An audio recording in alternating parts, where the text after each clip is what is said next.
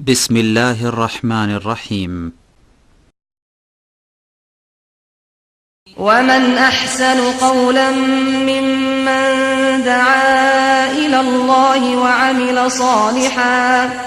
وعمل صالحا وقال إنني من المسلمين. إن الحمد لله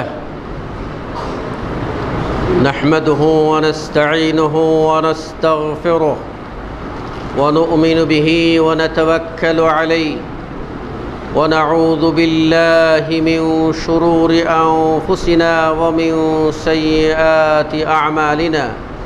من يهده الله فلا مضل له ومن يضلله فلا هادي له.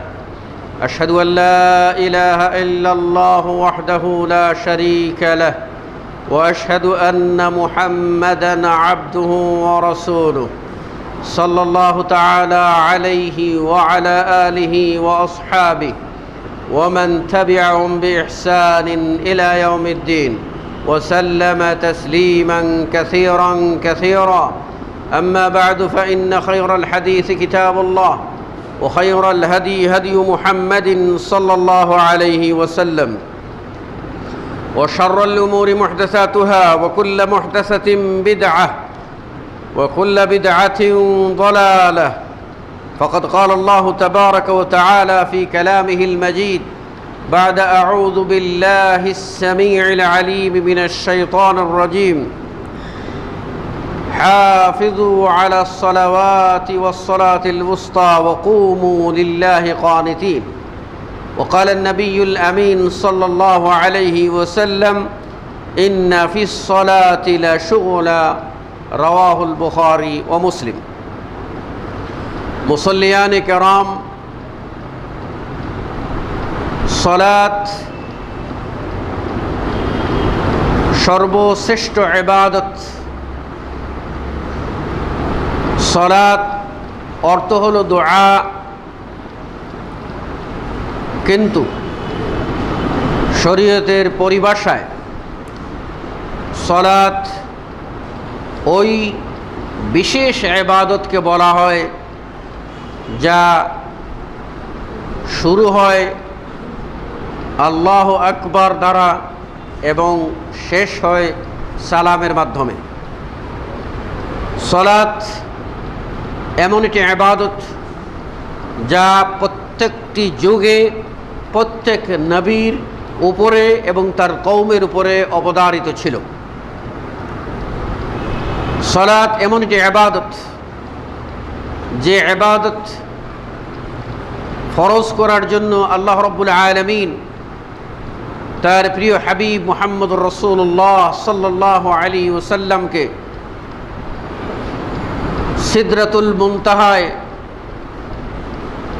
সৃষ্টির প্রান্তসীমা শেষ সীমায় মেরাজ করিয়েছিলেন। সালাত এমন একটি ইবাদত যে ইবাদত একজন মুমিন ও কাফিরের মধ্যে পার্থক্যকারী ইবাদত। সালাত এমন একটি ইবাদত যা কেবল নির্দেশের মাধ্যমে ভালোভাবে আয়ত্ত করা যায় না, সালাতের যথার্থ হক আদায় হয় না। সেজন্য আল্লাহ তাবারক ওয়া তাআলা তার পছন্দের সালাত, যে সালাত তিনি কবুল করবেন, যে সালাত হবে বেহেশতের চাবি, যে সালাত হবে জাহান্নামের মুক্তির সনদ, জাহান্নাম থেকে মুক্তির সনদ, যে সালাত হবে কিয়ামতের মাঠে আলোকবর্তিকা, যে সালাত হবে একজন মুমিনের আসল পরিচয়, যে সালাত মানুষকে তার রবের সান্নিধ্যে পৌঁছিয়ে দেবে, সেই সালাত কিভাবে আদায় করতে হবে তা জিবরিল আলাইহিস সালামকে আল্লাহ তাবারক ওয়া তাআলা শিখিয়েছিলেন। এবং জিবরাইল এসে আল্লাহর রসুল মুহাম্মদ সাল্লাল্লাহু আলাইহি ওয়াসাল্লামকে 10 বার 5 ওয়াক্ত সালাত কাবার পাশে কিভাবে আদায় করতে হবে প্র্যাকটিক্যাল করিয়ে দেখিয়ে দিয়ে গেছেন। এবং নবী সাল্লাল্লাহু আলাইহি ওয়াসাল্লাম সেভাবে সালাত আদায় করে তার উম্মতকে বলে গেছেন, এই সালাত যেনতেনভাবে হবে না, যদি আদায় করতে চাও তাহলে আমাকে যেভাবে দেখছো সালাত আদায় করছি সেভাবেই আদায় করো।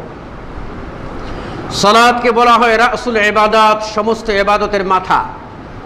মাথা কেটে নিলে যেমন দেহের মূল্য থাকে না, সালাত ছাড়া কোনো ঈমানের মূল্য থাকে না। কিছুদিন বাইতুল মাকদিসের দিকে মুখ করে মুসলিমগণ সালাত আদায়ের জন্য আদিষ্ট হয়েছিলেন, তারা সালাতও আদায় করেছিলেন। অতঃপর যখন পুনরায় বাইতুল্লাহিল হারামকে কাবা স্থির করে আল্লাহ রাব্বুল আলামিন নির্দেশ দিলেন, ফাওয়াল্লি ওয়াজহাকা শাতরাল মসজিদিল হারাম, কাবা বাইতুল্লাহকে কাবা স্থির করে সেদিকেই মুখ ফেরাও। তখন কিছু সাহাবী যারা বাইতুল মাকদিসের দিকে সালাত আদায় করে ছিলেন তারা নিজেরা ইতস্তত বোধ করলেন আমাদের ওই সালাত কবুল হবে কি না। আল্লাহ রাব্বুল আলামিন তাদের এই সালাতকে ঈমান হিসাবে আখ্যায়িত করে বলেছেন যে আল্লাহ তোমাদের ঈমানকে বিনষ্ট করবেন না। তার অর্থ হলো তোমাদের এই সালাত যা তোমরা বাইতুল মাকদিসের দিকে মুখ করে করেছো তা আল্লাহ নষ্ট করবেন না। সালাত এমন একটি ইবাদত যাকে আল্লাহ রাব্বুল আলামিন ঈমান হিসাবে আখ্যায়িত করেছেন। সালাত আদায় করলে একজন মানুষ মুমিন থাকবে, সালাত যদি আদায় না করে তাহলে সে মুমিন থাকবে না। যেমন মস্তক কেটে নিলে দেহ আর বাঁচে না, বেনামাজি যতই যে সালাত আদায় করে না, তারিকুস সালাহ, সালাত পরিত্যাগকারী, সেই লোকটি যতই নিজেকে মুমিন ও মুসলিম বলে আস্ফালন করুক না কেন, তার সে বক্তব্য অরণ্য রোদন হবে, তার এই বক্তব্য নিষ্ফল চিৎকার হবে, এর কোনো মূল্য আল্লাহর কাছে হবে না। সালাতকে বলা হয় সকল ইবাদতের মা, আসল, মূল। এজন্য রাসূল সাল্লাল্লাহু আলাইহি ওয়াসাল্লাম বলেছেন, আউয়ালু মা ইউহাসাবু বিহিল আবদু ইয়াউমাল কিয়ামা আস-সালাহ। কিয়ামতের মাঠে বান্দার ইবাদতের মধ্যে সর্বপ্রথম সালাতের হিসাব নেওয়া হবে। যদি সালাতের জবাব বান্দা দিতে পারে তাহলে আল্লাহ তার অন্যান্য ইবাদতগুলিকে কবুল করবেন। পক্ষান্তরে সালাতের জবাব যদি সে দিতে না পারে, অর্থাৎ সালাতটি যদি তার আল্লাহর দরবারে কবুল না হয়, তাহলে তার জীবনে যত ইবাদত করুক না কেন কোনো ইবাদতই আল্লাহ গ্রহণ করবেন না। কেননা আসলটাই তার ভিতরে নাই। মাথা না থাকলে যেমন দেহের মূল্য থাকে না, অনুরূপভাবে সালাত না থাকলে ঈমানের আমলের কোনো মূল্য নাই।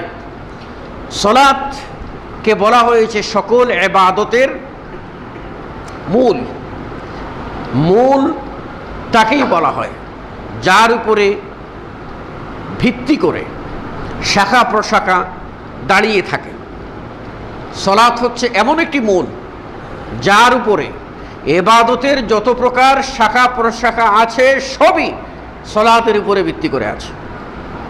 আপনারা যদি বাস্তবে বিশ্বাস করতে চান তাহলে দেখুন, লক্ষ্য করুন যে ইসলামে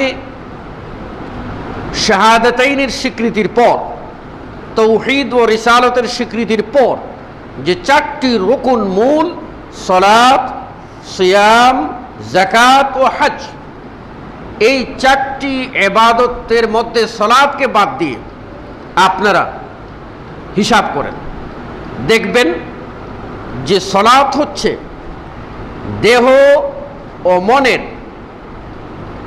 সম্মিলিত ইবাদত, যা থেকে একটি মুহূর্তের জন্য অন্য মনস্ক হওয়ার কোনো সুযোগ নাই, অন্য কিছু করারও কোনো সুযোগ নেই।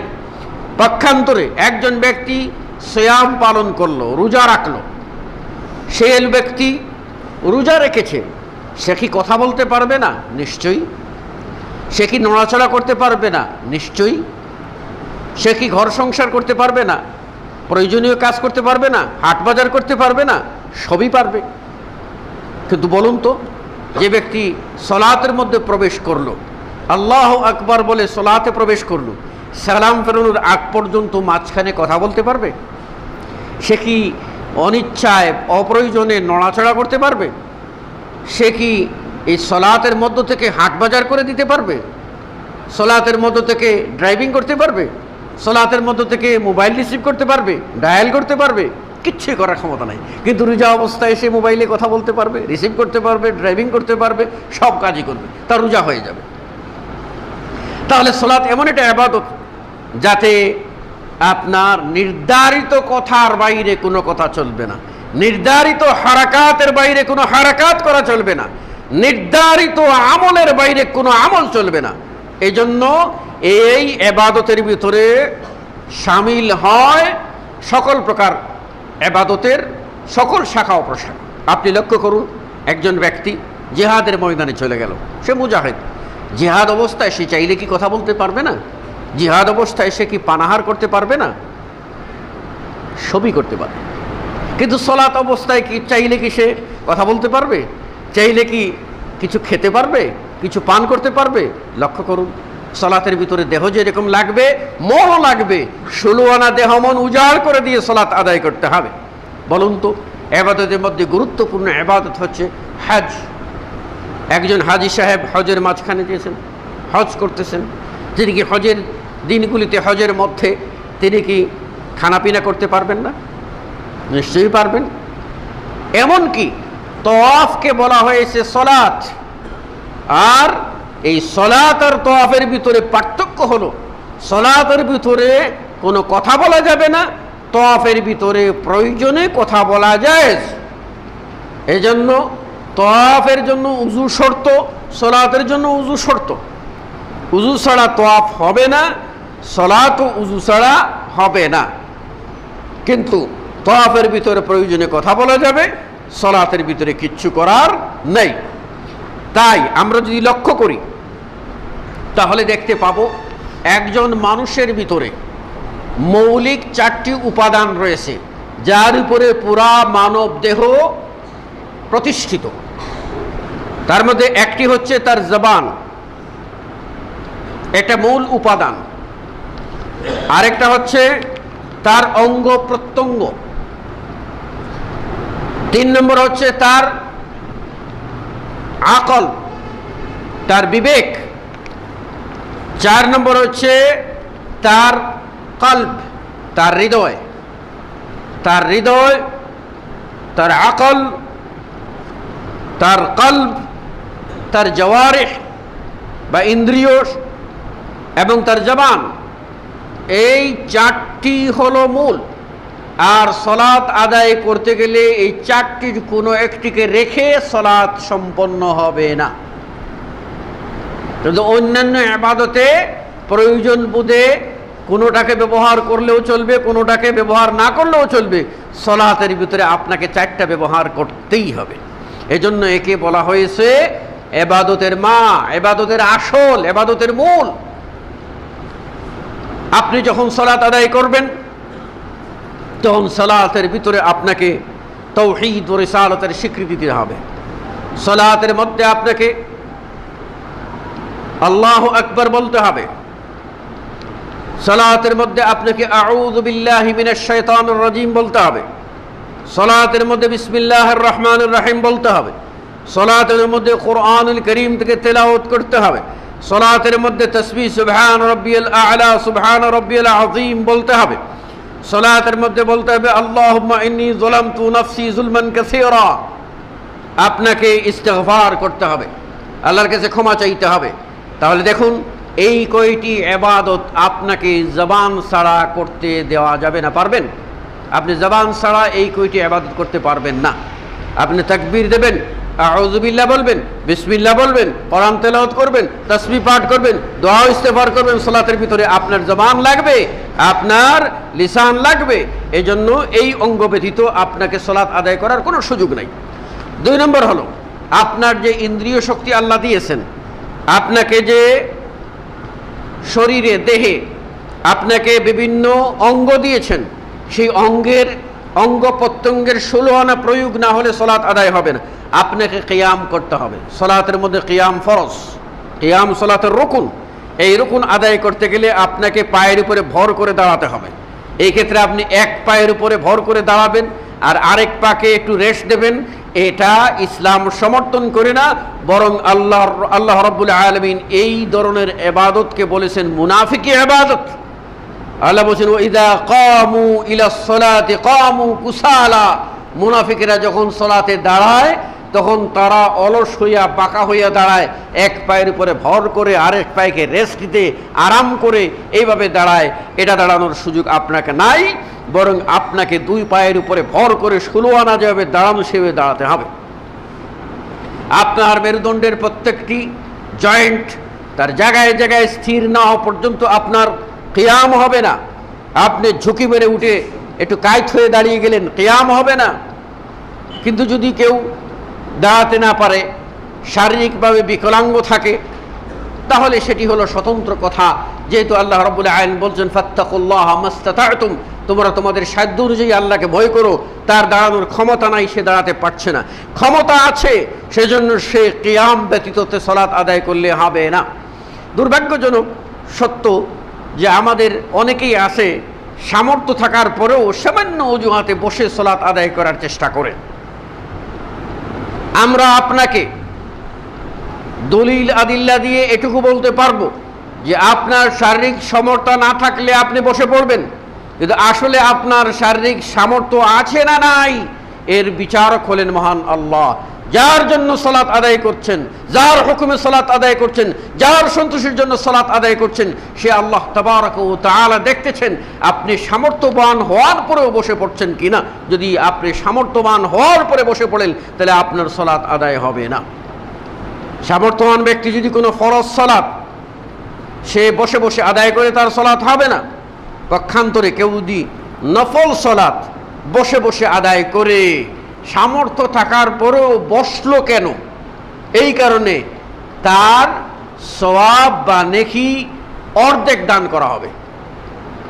নফল জায়েজ, কিন্তু এক রাকাতে যদি 100টি নেকি হয়, বসে পড়ার কারণে সে 50টি নেকি পাবে, 50টি মাইনাস হয়ে যাবে।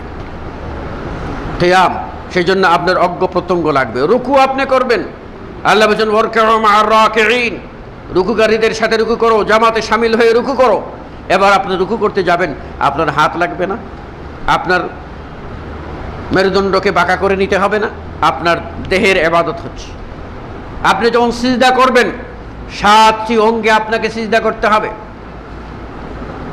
দুই হাতের দুই হাত, দুই পায়ের অগ্রভাগ, দুই হাঁটু, আপনার 6টা হয়ে গেল। নাক এবং কপাল মিলে হলো 1টি। এই 7 অঙ্গে আপনাকে সিজদা করতে হবে। তাহলে অবশ্যই আপনার অঙ্গের প্রয়োজন। আপনি সিজদায় অবনত হবেন, আবার সিজদা থেকে উঠবেন, আপনাকে দেহ দিয়ে ইবাদত করতে হচ্ছে। অনুরূপভাবে আপনার আকল, আপনার বিবেক, আপনার বুদ্ধি, আপনার জ্ঞান সচেতন হয়ে আপনাকে সালাত আদায় করতে হবে। আল্লাহ রাব্বুল আলামিন বলেন ওয়ালা তাকরাবুস সালাহ ওয়া আনতুম সুকারা, লা তাকরাবুস সালাহ ওয়া আনতুম সুকারা। তোমরা যদি নেশাগ্রস্ত হয়ে যাও, তোমাদের বিবেক যদি লুপ পেয়ে যায়, তাহলে তোমরা সালাত আদায় করিও না। এই নেশাগ্রস্ত অবস্থায় সালাত হবে না কেন? এ কারণেই হবে না যে সে সালাতের মধ্যে কি বলছে, কি চাইছে, সেটা সে বুঝতে পারছে না। তার আকল, তার বিবেক, তার বুদ্ধি কাজ করতেছে না। আর সালাত এমন একটা ইবাদত, সেখানে দেহ যেরকম হাজির করতে হবে, সেখানে বিবেক বুদ্ধি হাজির করে ইবাদত করতে হবে। এই জন্য সালাতের ভিতরে আপনাকে ভাবতে হবে কার সামনে দাঁড়াচ্ছেন, কোন মহান সত্তার সামনে দাঁড়াচ্ছেন, সেটা আপনাকে ভেবে সালাত আদায় করতে হবে। সাহাবী মুগীরা ইবনে শু'বা রাদিয়াল্লাহু আনহু তৎকালীন পরাশক্তি ইরানের সম্রাটের দরবারে প্রবেশ করতে গেলে তাকে প্রটোকল মেনটেন করে প্রবেশের যখন কথা বলা হলো, তিনি বললেন হতে পারে না, আমার এই জন্য সৈন্য পোশাক পরে আমি যখন দৈনিক 5 বার সকল বাদশাহের সেরা বাদশাহ, দুনিয়া ও আখিরাতের সকল কিছুর একচ্ছত্র মালিক সেই মহান আল্লাহর সামনে যদি আমি হাজিরা দিতে পারি, তাহলে তুমি কোন ছাই তোমার সামনে একটি নির্দিষ্ট ভূখণ্ড শাসন করো, তোমার সামনে দাঁড়াতে গিয়ে আমাকে প্রোটোকল মেনটেন করতে হবে। কথা হলো সেটা যে আল্লাহ রাব্বুল আলামিন কে তার সামনে আপনি দাঁড়াচ্ছেন, সেটা আপনাকে অবশ্যই আপনার বিবেক বুদ্ধি দিয়ে চিন্তা করে দাঁড়াতে হবে। আজকের সলাতের ভিতরে একাগ্রতা আমাদের ভিতরে নাই কেন? আমরা মন দিয়ে সলাত আদায় করি না, সলাতের মধ্যে কি বলছি সেটাও আমরা বুঝি না। দেখবেন আমাদের দেশের মানুষের ভিতরে অভ্যাস, যখন মুয়াজ্জিনের কণ্ঠে আযান শুনে আশহাদু আল্লা ইলাহা ইল্লাল্লাহ, এই মর্মে আমি সাক্ষ্য দিচ্ছি আল্লাহ ছাড়া কোনো হক ইলাহ নাই, তখন তার মন গলে না, তার মন নরম হয় না, আল্লাহর উপরে তার আস্থা নাই, তার ভক্তি নাই, তার শ্রদ্ধা নাই। যখন বলবে আশহাদু আন্না মুহাম্মাদুর রাসূলুল্লাহ, তখন সে দুই আঙ্গুল উঠিয়ে চুমু দিয়ে সে তার চোখ মুছতে শুরু করে দেবে, বলবে যে মুহাম্মদের দোহাই দিয়ে পার পেয়ে যাবে, তাই না? মানে এইখানে এক তো বেদাত করেছে, আরেকটা হলো সে আল্লাহর চেয়েও তার রসুলকে বড় করে দেখেছে। আশহাদু আল্লা ইলাহা ইল্লাল্লাহ বলার সময় যার ইমানের জোশ আসে না, আশহাদু আল্লা ইলাহা ইল্লাল্লাহ বলার সময় যার হৃদয় তন্দ্রিতে আঘাত হানে না, আশহাদু আল্লা ইলাহা ইল্লাল্লাহ বলার পরে যার অন্তর আল্লাহর ভয়ে কাঁপে না, সেই লোকটা আশহাদু আন্না মুহাম্মাদুর রাসূলুল্লাহ বলার পরে সেখানেই শিফা, সেখানেই মুক্তি, সেখানেই চিকিৎসা, সেখানেই ভক্তি, সেখানেই ভজনা সব উজাড় করে দিয়ে তার চোখ মুছতে লাগলো। তাহলে সে আল্লাহর চেয়ে তো রসুলকে বড় করে দেখলো। এত বড় বেয়াদবি এবং এত বড় নাফরমানি কাজ একজন মুসলিম করতে পারে না। কথা হলো যে আমি কার সামনে দাঁড়াচ্ছি আপনাকে অবশ্যই হৃদয় দিয়ে ভাবতে হবে। এজন্য আপনাকে অবশ্যই সালাতের মধ্যে চিন্তা করতে হবে। ইন্না সালাতা তানহা আনিল ফাহশাই ওয়াল মুনকার, সালাত মানুষকে ফাহিশা ও মুনকার কাজ থেকে বিরত রাখে। সালাতের মতো সালাত আদায় করলে অবশ্যই মানুষকে বারণ করবে, কিন্তু আমরা সালাতের মতো সালাত আদায় করি না। সালাত যখন আদায় করি তখন আমরা মনে করি এটা রুটিন ওয়ার্ক মাত্র, এটা পালন করলাম, কিন্তু আমি কার সামনে দাঁড়িয়েছি, কার মহত্ব বর্ণনা করতেছি, তিনি কে? তিনি কে? সাহাবী আবু হুরায়রা রাদিয়াল্লাহু আনহু মদিনায় গেলেন, খবর ছড়িয়ে পড়ল সাহাবী আবু হুরায়রা মদিনায় এসেছে। আল্লাহর নবীর সাহাবীকে দেখার আগ্রহ, নবী নাই, সাহাবীকে দেখার আগ্রহ কাদের? তাবেঈদের। জড়ো হয়েছে মানুষ, নবীর সাহাবীকে দেখবে, সর্বাধিক হাদিস বর্ণনাকারী সাহাবীকে দেখবে, রসুলের দরসে বসে হাদিস শিখে মুহাদ্দিস হয়েছেন সেই মুহাদ্দিসকে দেখবে। মানুষেরা মদিনায় জড়ো হয়েছে, আর উপসে পড়া ভিড়। বর্ণনাকারী বলছেন আমি আগে গেলাম, গিয়ে দেখলাম, আমিও গেলাম কৌতূহল নিয়ে যে আবু হুরায়রাকে দেখব। তখন যখন দেখি মানুষের উপচে পড়া ভিড়, আমি একটু অবস্থান করলাম দূরে, অর্থাৎ আমি দেখলাম যে ওনার প্রয়োজন মানুষের কাছে সাক্ষাৎ দেওয়া এবং মাসলা মাসাইল বলা, হাদিস বলা শেষ হয়ে গেল, মানুষেরা সরে গেল, আমি ভিড়লাম কাছে ভিড়ে গিয়ে বললাম আবু হুরায়রা, আমি আপনার জবান দিয়ে রাসূল সাল্লাল্লাহু আলাইহি ওয়াসাল্লামের একটা হাদিস শুনতে চাই। আবু রাদিয়াল্লাহু আনহু বললেন নাম উহাদ্দিসুকা আন হাদিস রাসূলিল্লাহ সাল্লাল্লাহু আলাইহি ওয়াসাল্লাম, আমি আপনাকে রাসূলের হাদিস শোনাচ্ছি বলে হাদিস বর্ণনা করতে লাগলেন। আর তখন তিনি হাদিস বর্ণনার শুরুতেই তার মাথা চক্কর আসলো এবং জ্ঞান হারিয়ে তিনি পড়ে গেলেন, হাদিস বর্ণনা করতে পারেন নাই। আজ কিছুক্ষণ এভাবে অজ্ঞান থাকার পর আবার যখন তার হুঁশ ফিরল, তিনি আবারও বললেন হ্যাঁ আমি আপনাকে হাদিস শোনাচ্ছি বলে আবার রসুলের হাদিস বর্ণনা শুরু করতে গেলেন, আবার জ্ঞান হারিয়ে পড়ে গেলেন, হাদিস শোনাতে পারলেন না। এরপর তিনি দাঁড়ালেন, তারপর বললেন শোনো, আমি আল্লাহ রসুল সাল্লাল্লাহু আলাইহি ওয়াসাল্লামকে বলতে শুনেছি যে মানুষের মনে এই রিয়া, লোক দেখানো এই আমলটা সবচেয়ে মারাত্মক। এই আমলটা ঢুকে গেলে তার আমল বরবাদ হয়ে যায়। এই কথা, রিয়া এর অপরিণামদর্শিতার কথা আবু হুরায়রার মনে আসলো। তিনি আল্লাহর ভয়ে আল্লাহর নবীর হাদিস বর্ণনা করতে গিয়ে বেহুশ হয়ে গেলেন যে আমি যে আবু হুরায়রা ইবাদত করতেছি এর ভিতরে কোনো রিয়া ঢুকতেছে কিনা, সেই ভয়ে তিনি জ্ঞান হারিয়ে ফেললেন।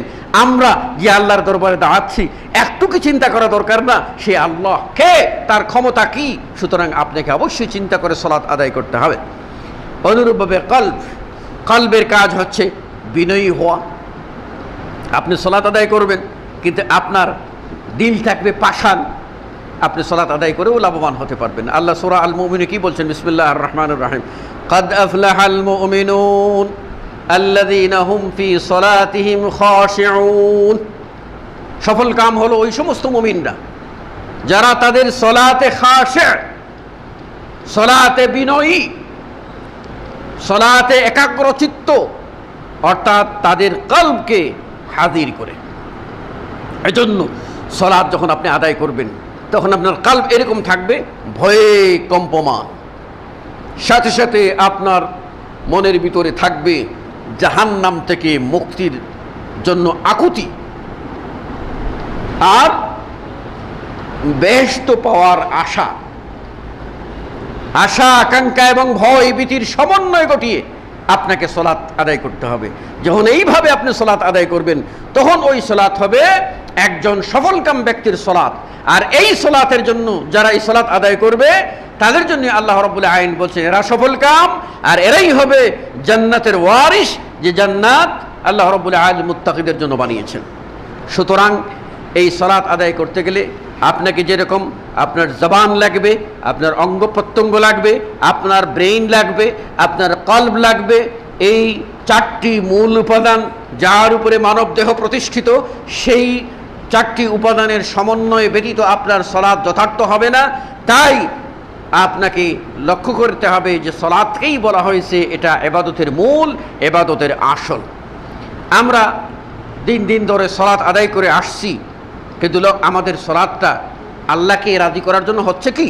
আর আমাদের সলাতটা আল্লাহকে রাজি করার জন্য যদি নিবেদিত হয়ে থাকে তাহলে আল্লাহ কোন সলাত গ্রহণ করবেন?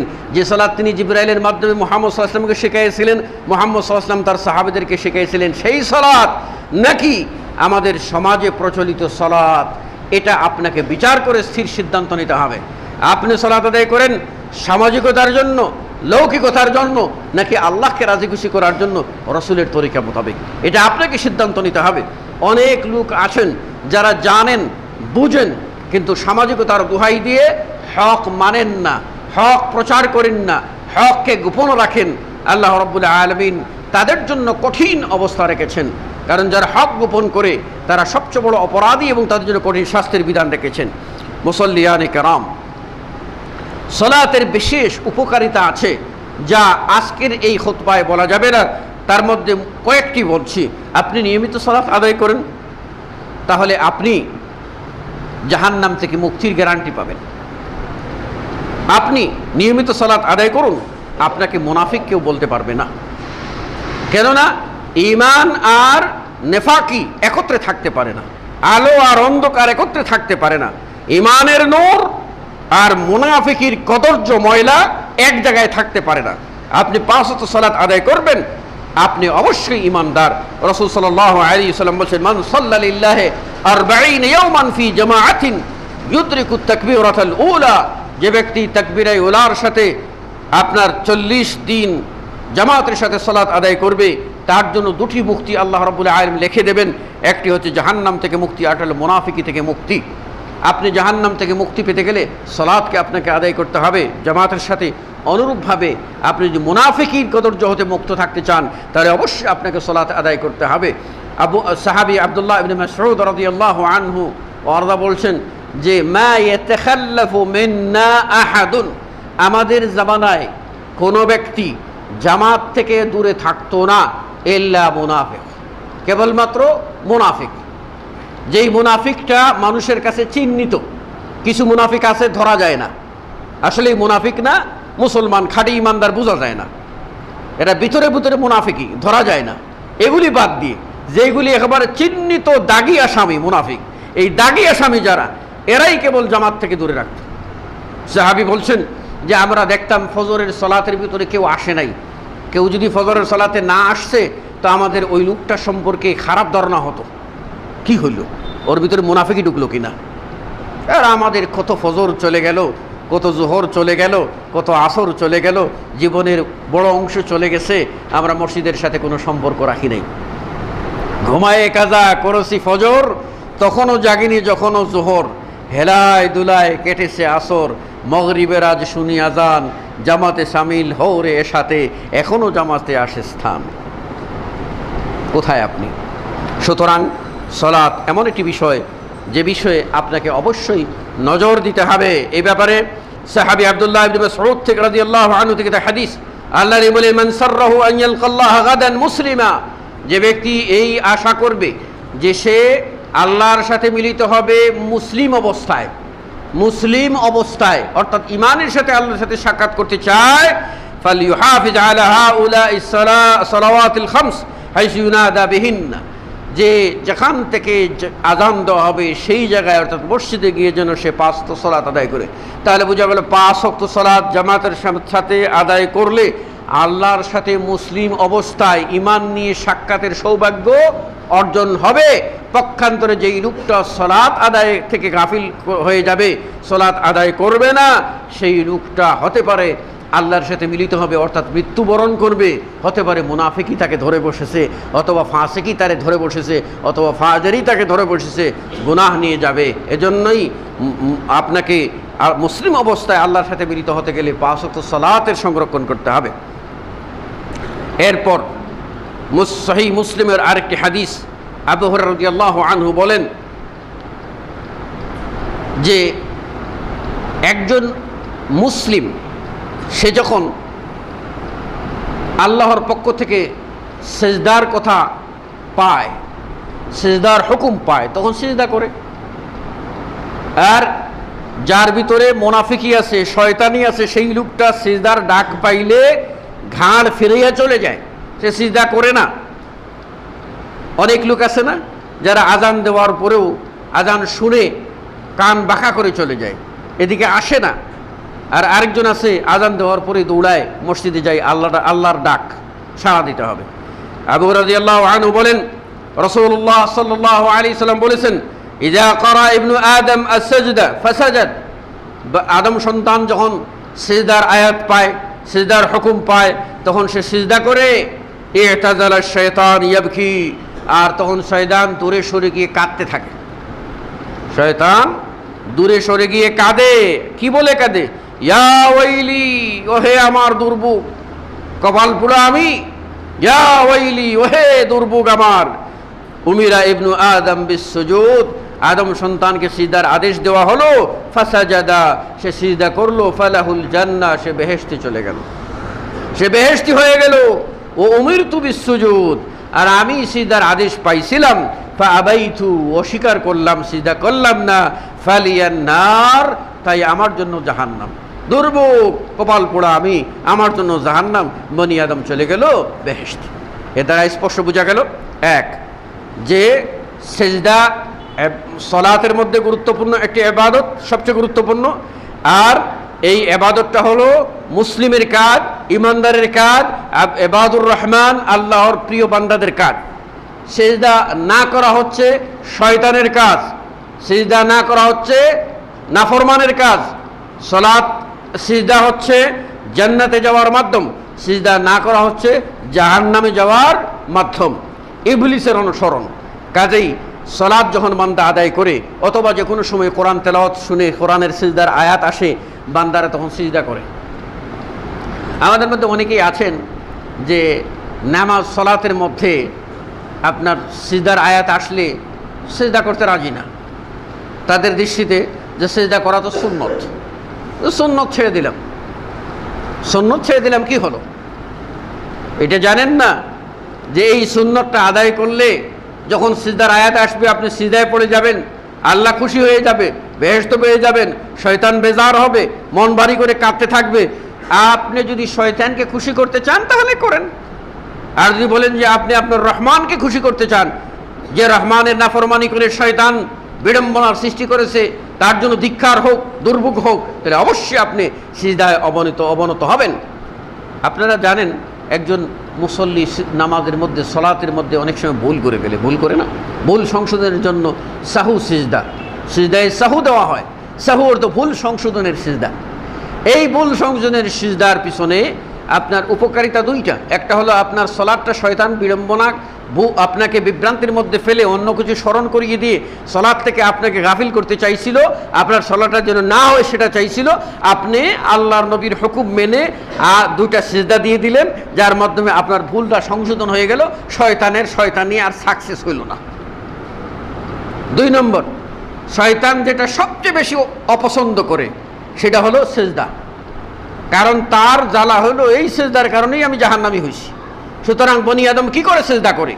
যখন আপনাকে সে বিভ্রান্ত করে সলাতের মধ্যে আপনাকে সেজদা থেকে গাফিল করে দিয়েছে, নামাজটা যেন না হয় এই চেষ্টা করেছে। আল্লাহ নেই বলেন আল্লাহকে খুশি করতে চাও, শয়তানকে বেজার করতে চাও, তাহলে আরো বেশি 2টা সিজদা দাও, তাতে শয়তানের যেন কপাল পোড়া যায়। তাই দেখেন সজদার মাধ্যমে নামাজও ঠিক হয়ে গেল, শয়তানের কপালে টিপ পড়ল, তার জ্বালা হলো। এবং আমরা এই সলাত থেকে গাফিল যদি থাকি তাহলে তো হতে পারে। আপনি জানেন যে সালাত এমন একটা ইবাদত, বান্দা যখন এই সালাতটা ছেড়ে দেয় তখন প্রত্যেকটা ওয়াক্ত প্রবেশ হওয়ার পরে এই লোকটার জন্য সালাতই তাকে লাআনত করে এবং বলতে থাকে সালাত তাকে লাআনত করে যে আল্লাহর হুকুম সে পালন করে না। জাহান্নাম, কবর ডাকে মানুষকে, যারা আল্লাহর নাফরমান তাদেরকে, যে দুনিয়ায় যারা অহংকার করেছে তাদের জন্য কি বিচার, কি শাস্তি, সেই কবর গেলে বোঝা যাবে। সালাতও একজন মানুষ যখন ওয়াক্ত হয় সালাত আদায় করে না, তার জন্য কি লাআনত। এজন্য রাসূল সাল্লাল্লাহু আলাইহি ওয়াসাল্লাম থেকে হাদিস, আল্লাহর নবী স্বপ্নে দেখলেন, সামরা ইবনে জুনদুব রাদিয়াল্লাহু আনহু বর্ণনা করেন, আল্লাহর নবী স্বপ্ন দেখতে পেলেন যে দুজন ফেরেশতা হাজির, লম্বা ঘটনা। এর মধ্যে দেখা যাচ্ছে যে এক লোককে আপনার পাথর দিয়ে তার মাথার উপরে আঘাত করা হচ্ছে, আর পাথরটা দূরে ছিটকে পড়ছে। আবার ওই ফেরেশতা গিয়ে পাথরটা কুড়িয়ে আনতেছে, কুড়িয়ে এনে দেখে যে লোকটার মাথা আগের মতো আবার ঠিক হয়ে গেছে, আবার পাথর মারে। এইভাবে কিয়ামত পর্যন্ত, মরা থেকে নিয়ে কিয়ামত পর্যন্ত সুদীর্ঘকাল তার মাথায় অনবরত আঘাত করা হইতে থাকবে এবং মাথা চূর্ণ বিচূর্ণ করে দেওয়া হবে, আবার সংশোধন হবে, আবার মাথাতে আঘাত করা হবে, এইভাবে কিয়ামত পর্যন্ত চলবে। তখন ফেরেশতারা রাসূল সাল্লাল্লাহু আলাইহি ওয়াসাল্লামকে স্বপ্নের ব্যাখ্যাটা বুঝিয়ে বললেন, আল্লাহর পক্ষ থেকে জানিয়ে দিলেন, ফাইন্নাহু আর-রাজুল ইয়াখুযুল কুরআনা ওয়া ইয়ারফুযু। তিনি বললেন যে এই লোক হলো সেই লোক যে লোকের মাথা চূর্ণ বিচূর্ণ করা হচ্ছে, সেই লোকটা হলো কোরআন নিয়েছে, কোরআন বিশ্বাস করেছে, কোরআনের পরিবার বলে দাবি করেছে, অথচ কোরআনকে সে প্রত্যাখ্যান করেছে। কোরআন নিয়েছে, কোরআনকে প্রত্যাখ্যান করেছে। এজন্য দেখেন আজকে কোরআন কোনো জায়গায়, এক জায়গায় গেলাম সেদিন, সম্ভবত টাঙ্গাইলে গেলাম, যাওয়ার পরে কিছু লোক আমাকে বলল যে আমি মসজিদে কোরআন পড়তেছিলাম, কোরআনের অনুবাদ অর্থ পড়তেছিলাম, কিছু লোক এসে আমাকে ধমকাইয়ে দিল যে কোরআন পড়া যাবে না, কোরআন কি বুঝবা তুমি কোরআন পড়বা, তুমি ফাজাইলের কিতাব পড়ো লাভ হবে, কোরআন পড়া যাবে না। এইভাবে তাকে কোরআন পড়া থেকে ধমকিয়ে বের করে দিয়েছে। কে তারা? মসজিদের মুতাওয়াল্লি, মসজিদের কমিটির সভাপতি তাকে ধমকিয়ে বের করে দিয়েছে ইমামের সহযোগিতায়। সে কেন কোরআনের তর্জমা পড়তে গেল, কেন সে ফাজাইলের কিতাব পড়ল না? সেই জন্য মসজিদের মেহরাবে, আশেপাশে মিম্বরে আপনারা দেখবেন কোরআনের উপরে ফাজাইলের কিতাব রাখা আছে, কোরআনটা নিচে পড়ে আছে। আফসোস, अफसोस मुसलमानों की किस्मत फूटी, अफसोस मुसलमानों की किस्मत फूटी जब हाथ से अल्लाह की रस्सी छूटी। কোরআনের উপরে অন্য কোনো কিতাবের মর্যাদা হতে পারে না। আপনি কোথায় আছেন?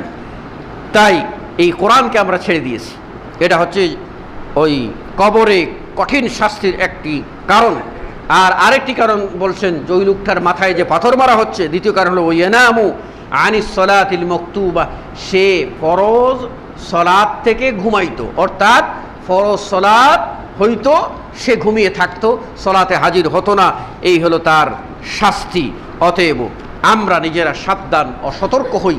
সলাত যেরকম গুরুত্বপূর্ণ ইবাদত, এটাকে সঠিকভাবে জেনে সহিভাবে আদায় করার চেষ্টা করি এবং চেষ্টা করি আমার সলাতে যেন আমার জবান কাজ করে, আমার অঙ্গ প্রত্যঙ্গ কাজ করে, আমার কলব কাজ করে, আমার মাথাও কাজ করে। আমি যেন ধ্যানমগ্ন হয়ে সলাত আদায় করি, সবসময় মনে করি কার সামনে দাঁড়িয়েছি, যিনি মালাকুতুস সামাওয়াতি ওয়াল আরদ, আসমান ও জমিন সকল কিছুর একচ্ছত্র মালিক। লাহু মা ফিস সামাওয়াতি ওয়া মা ফিল আরদি ওয়া মা বাইনাহুমা ওয়া মা তাহতাস সারা। সাত আসমানের মালিক, সাত আসমানের মাঝে যা আছে তারও মালিক, সাত জমিনের মালিক, তারও মাঝে যা আছে তারও মালিক, ভূগর্ভে যা আছে তারও মালিক, সকল কিছুর মালিক মহান আল্লাহ। বিচার দিবসের মালিক, সেই পরাক্রমশালী আজিজ ও জব্বারের সামনে আমি দাঁড়িয়েছি তার একজন গুনাহগার বান্দা হিসাবে। এইভাবে কায়মনোবাক্যে যখন আমরা একাগ্র চিত্তে দাঁড়াবো, আল্লাহ রাব্বুল আলামিন খুশি হবেন এবং আমাদেরকে মাফ করে দেবেন। আমরা সেই পথে এগিয়ে আসি এবং সালাতটা সহি করার চেষ্টা করি। জেনে নেই রাসূল সাল্লাল্লাহু আলাইহি ওয়াসাল্লাম কীভাবে সালাত আদায় করছেন, এটা জেনে নিয়ে আমরা আদায় করি। আমাদের সমাজে কিভাবে আছে, বুখারীতে কিভাবে আছে, সেটা না হয়ে যদি হয় আমাদের এই নামাজ শিক্ষায় কী আছে অথবা আমাদের অমুক কিতাবে কী আছে তা না করে দেখব যে বুখারী ও মুসলিমে রাসূল সাল্লাল্লাহু আলাইহি ওয়াসাল্লামের কী সালাত কীভাবে বর্ণিত হয়েছে, সেভাবে আমরা সালাত আদায় করার চেষ্টা করি। আল্লাহ রাব্বুল আলামিন আমাদের সকলকে তৌফিক দান করুন, আমিন। আকুলু কওলি হাযা আস্তাগফিরুল্লাহ লি ওয়া লাকুম ওয়া লিসাইরিল মুসলিমিন।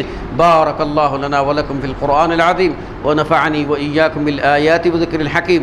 ইন্নাহু তাআলা জাওয়াদুন কারীমুন মালিকুম ওয়ার রাউফুর রহিম ফাস্তাগফিরুহু মিন কুল্লি যামবিন ইন্নাহু হুয়াল গফুরুর রহিম।